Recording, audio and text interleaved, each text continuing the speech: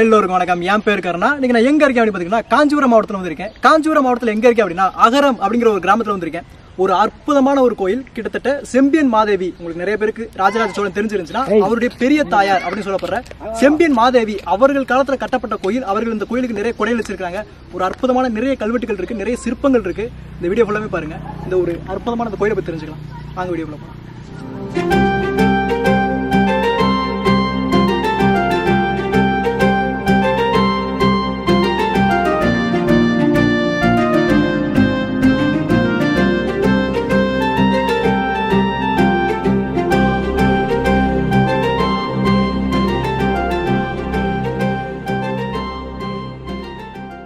செம்பியன் மாதேவி யாரு? செம்பியன் மாதேவி அப்படின்னு பாத்தீங்கன்னா கண்டராதித்த சோழன் அவரோட நம்பிராட்டி அப்படின்னா மனைவி அப்படின்னு சொல்லலாம். அதுக்கான கல்வெட்டுகள் இங்க இருக்கு, நான் அதை வந்து காட்டுறேன். அவர்கள் காலத்தில் கட்டப்பட்டது. இப்ப கோயில்கள், நம்ம தமிழ் கோயில்கள், இந்து கோயில்கள் எல்லாமே எப்படி கட்டப்பட்டுருச்சு அப்படின்னா முதல்ல செங்கல்களை வச்சு தான் கட்டப்படுது. நம்ம எடுத்துக்காட்டு பார்க்கணும்னா சென்னை சாலுவங்குப்பம் முருகன் சங்ககால கோயில் பார்த்தோம்ல, 2300 வருட பழமையான கோயில். அது முழுக்க முழுக்க செங்கலால் கட்டப்படுது. அதுக்கப்புறம் அடுத்த கட்ட நிலை என்ன எப்படி வர்றாங்கன்னா, இந்த செங்கலால் கட்டப்படுறது வந்து நிறைய மறுசீரமைக்க வேண்டியது இருக்கு, நிறைய உடையது அப்படின்றதுனால முத செம்பியன் மாதேவி அந்த காலத்துல தான் வந்து முழுக்க கருங்கற்களால வந்து பண்ண ஆரம்பிக்கிறாங்க. இது முதல்ல பண்ண ஆரம்பிச்சது. இதுக்கப்புறம் தான் வந்ததுதான் இந்த ராஜராஜ சோழன் பண்ண தஞ்சை பெரிய கோயில். இது எல்லாமே அதுக்கப்புறம் பிற்காலத்தில் வருது. அதுக்கப்புறம் தான் முழுசாவே கருங்கல்ல கட்ட ஆரம்பிக்கிறாங்க. முதல்ல ஆரம்பிச்சது இந்த மாதிரி ஒரு கோயில்கள் தான். இந்த மாதிரி கோயில்கள் ரொம்ப கம்மியாக தான் இருக்கு. அதுல இது ஒரு சிறப்பு அப்படின்னு சொல்லலாம். ஸோ உள்ளுக்குள்ள வந்தோம் அப்படின்னா கோயில் வந்து நான் உங்களுக்கு சுற்றி காட்டுறேன். ஸோ அதுக்கப்புறம் அப்படியே வரலாம். உள்ள வந்தோம்னா ஒரு நந்தி இருக்கு. இந்த நந்தி பிற்காலத்தில் வைக்கப்பட்டிருக்கலாம், இது முன்னாடி இருந்திருக்காது. எதை வச்சு அப்படி சொல்லணும்னா, நீங்க பழைய, அதாவது ஏர்லி சோழர்கள் 3 வகைப்படும். முற்கால சோழர்கள், நடுக்கு சோழர்கள், இடைக்கால சோழர்கள், பிற்கால சோழகம்பாங்க. இடைக்கால சோழர்கள் தான் ராஜராஜ சோழர். முற்கால சோழர்கள் அவர்கள் காலத்துல நந்தியில இந்த மாதிரி அமைப்பு இருக்கு. பாத்தீங்கன்னா அந்த நந்தியில வந்து இந்த மணிலாம் கட்டி தொங்க விட்டுருக்க மாட்டாங்க, வெறும் நந்தி மட்டும் தான் இருக்கும். இது வந்து ராஜராஜ சோழனுக்கு அப்புறம் பின்னாடி வந்து இந்த நந்தி வந்து பண்ணப்பட்டிருக்கலாம். வந்த அப்படின்னா கோயில் நடசாத்தப்பட்டிருக்கு. இப்ப இந்த கோயில் வந்து இந்திய தொழில்துறை அவங்களுக்கு கீழே தான் வந்து இருக்கு. பிரதோஷம் அந்த முக்கியமான நாட்கள்ல மட்டும் தான் வந்து நட திறக்கிறாங்க. சரிங்களா, மற்ற நாள்ல க்ளோஸ் பண்ணி வச்சிருப்பாங்க. நம்ம வர்றதே கொஞ்சம் கஷ்டம். 2 துவார பாலகர்கள் வந்து இருக்காங்க.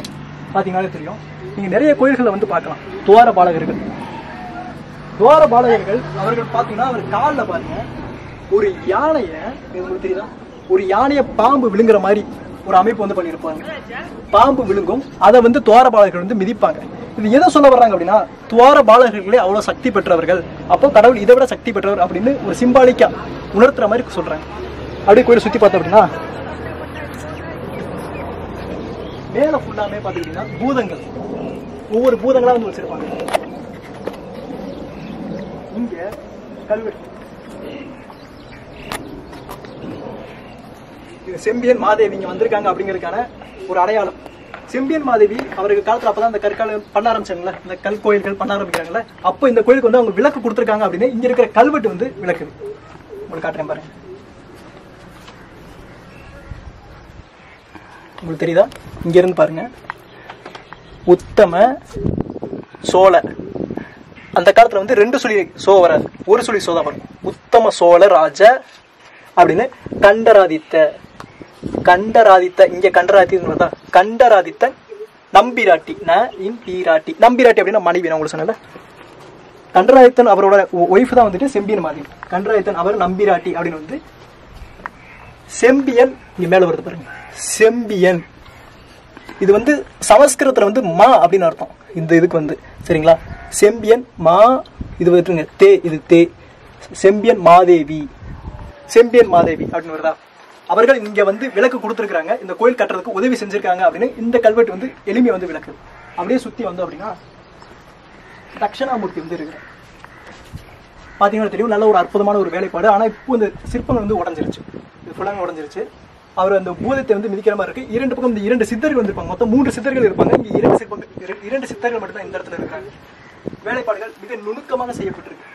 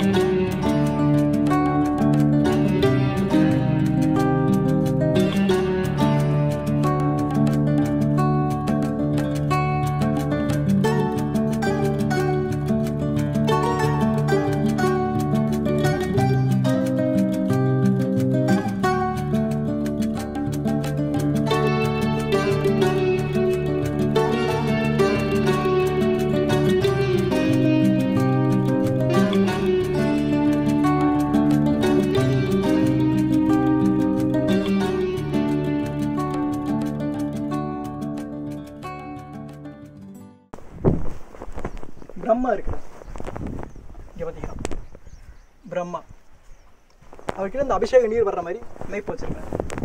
அது கீழே அப்படியே வந்தீங்கன்னா துர்க்கை. இதை வந்து நம்ம விஷ்ணு துர்க்கை அப்படின்னு சொல்ல முடியாது.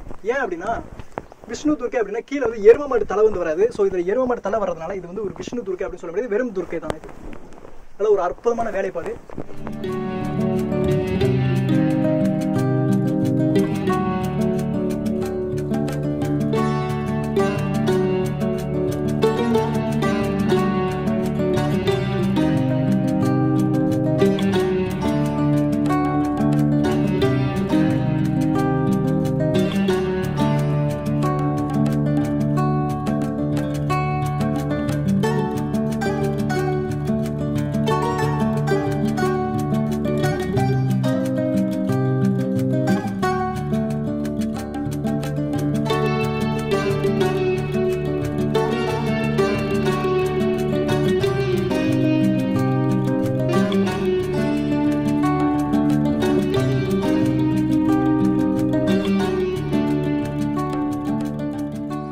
இந்த கோவில் கருங்கற்களால் பண்ணப்படுது அப்படின்னு சொல்லல, ஆனால் முழுக்க கருங்கற்களால் பண்ணப்படலை.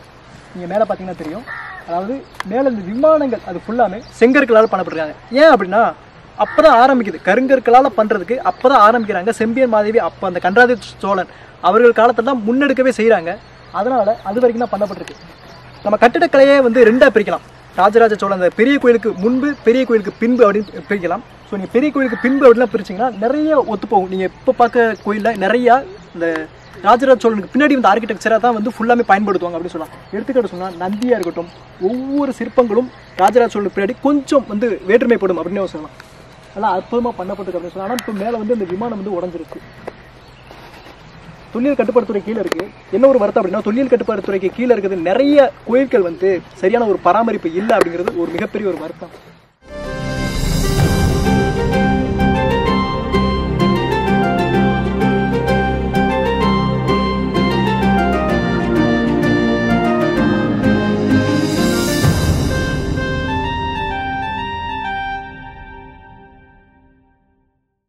ஒரு அற்புதமான கோயில் அப்படின்னே சொல்லலாம்.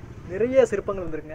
கந்தலிங்கேஸ்வரர் கோயில் அப்படின்னு அழைக்கப்படுது சிவன் கோயில். உள்ளுக்குள்ள ஒரு அம்மன் கோயில் இருக்கும் போல, ஒரு அம்மனோட சிலை மட்டும் தான் இருக்குது. இந்த உள்ளூர் பசங்க வந்து ஸ்கூல் படிக்கிற பசங்க தான் சொன்னாங்க, அவங்க உள்ளே போய் பார்த்துருக்காங்கன்னா ஒரே ஒரு லிங்கம் மட்டும் தான் இருக்குமா, இன்னைக்கு ஓப்பன் இல்லை. இப்போ நீங்கள் வர்றீங்க அப்படின்னா முக்கியமாக இந்த பிரதோஷம் இந்த நாட்களில் மட்டும் வாங்க. ஏன்னா அப்போ தான் வந்து திறந்துருப்பாங்க. இப்போ இந்த சிவராத்திரி இந்த மாதிரி முக்கிய நாட்களில் மட்டும் வாங்க அப்படிங்கிறத நான் ரெக்கமெண்ட் பண்ணேன். நான் கூகுள் மேப் வந்து டிஸ்கிரிப்ஷன் கொடுத்தேன். இப்போ இந்த கோயில் செம்பியன் மாதேவி பண்ணியிருக்கிறாங்க அப்படின்னா, செம்பியன் மாதேவி அங்கே தஞ்சையிலேருந்து இவ்வளோ தூரம் வந்து பண்ணுறாங்க அப்படின்னா கண்டிப்பாக இந்த ஊர் அந்த காலத்தில் கிட்டத்தட்ட 1000 வருடத்துக்கு முந்தி இந்த கோயில் அவ்வளோ ஒரு முக்கியமான ஒரு ஊராக, இது ஒரு முக்கியமான இடமா இந்த இடம் இருந்திருக்கணும் அப்படிங்கிறதுல ஒரு ஐயமே இல்லை. கண்டிப்பாக அவ்வளோ பெரிய ஊர் அந்த ஊர் வந்து இருந்திருக்கணும். ஒரு அற்புதமான கோயில். முதல்ல ஒரு கட்டப்பட்ட ஒரு ஆரம்ப நிலை கட்டப்பட்ட ஒரு கற்கோயில் அப்படின்னு சொல்லலாம். முழுக்க கிரானைட்டால் பண்ணப்பட்டது.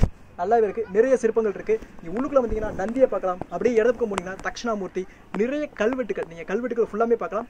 கல்வெட்டுகள் தாண்டி போனீங்க அப்படின்னா அங்கே விஷ்ணு சிலை இருக்குது. விஷ்ணு சிலைக்கு பின்னாடி எனக்கு இங்கே கீழே ஃபுல்லாகவே பாருங்களேன், இங்கே ஃபுல்லாமே கல்வெட்டுகள் தான். கல்வெட்டுகள் நீங்கள் படிக்கணும், உங்களுக்கு ஆர்கியாலஜியில் இன்ட்ரெஸ்ட் இருந்துச்சுன்னா நீங்கள் ரைட் சைடு இருந்து வரணும். ஏன்னா கல்வெட்டுகள் எல்லாமே கோயிலில் வலது பக்கம் இருந்து ஆரம்பிப்பாங்க. நம்ம வலது பக்கம் தான் எழுத ஆரம்பிக்கிறோம், வலது பக்கம் இருந்தால் எழுத ஆரம்பிப்பாங்க. செம்பியன் மாதேவி, கண்டராதித்த சோழன், உத்தம சோழன் எல்லாருமே கொடுத்ததுக்கான ஆதாரங்கள் கல்வெட்டுகள் நிறைய இருக்குது அப்படின்னு சொல்லலாம். அப்படியே கும்பிட்டுட்டு வந்தீங்க அப்படின்னா விஷ்ணு சிலை இருக்குது. அதுக்கப்புறம் துர்க்கை அம்மன் சிலை இருக்குது. அற்புதமாக இருக்குது. நிறைய வேலைப்பாடுகள் இருக்குது. மேலேங்க பாருங்கள், உங்களுக்கு தெரியுதா, சுக்ரீஸ்வரர் அந்த ஒரு சிற்பம் கூட இருக்குது. சுக்ரீஸ்வரர் சிவபெருமானை வந்து பிரதிஷ்டை பண்ணுற மாதிரி அவ்வளோ அற்புதமாக இருக்குது. நிறைய இருக்குங்க. நீங்கள் வந்து பார்த்தீங்கன்னா ரொம்ப டைம் எடுக்கும். ஜஸ்ட்டு வெளியே இருந்து பார்த்தீங்கன்னா ஒரே ஒரு பில்டிங் தான், சரிங்களா? நிறையா சுற்றி நிறைய கோயில் பிரகாரங்கள் எதுவுமே கிடையாது. ஒரே ஒரு கோயில் தான். அந்த காலத்தில் கோயிலுங்கிறது வெறும் கோயில் கிடையாது, அது வந்து ஒரு கவர்மெண்ட் ஆஃபீஸாக இருந்திருக்கு. நிறைய வேலைகள், அதை நம்பி நிறைய வேலைகள் இருந்திருக்கு அப்படின்னு சொல்லலாம். ஒரு அற்புதமான இடம். உங்களுக்கு நல்ல ஒரு அற்புதமான இடத்த கொஞ்சம் விளக்கியிருக்கேன் அப்படி வந்து நான் நம்புகிறேன்.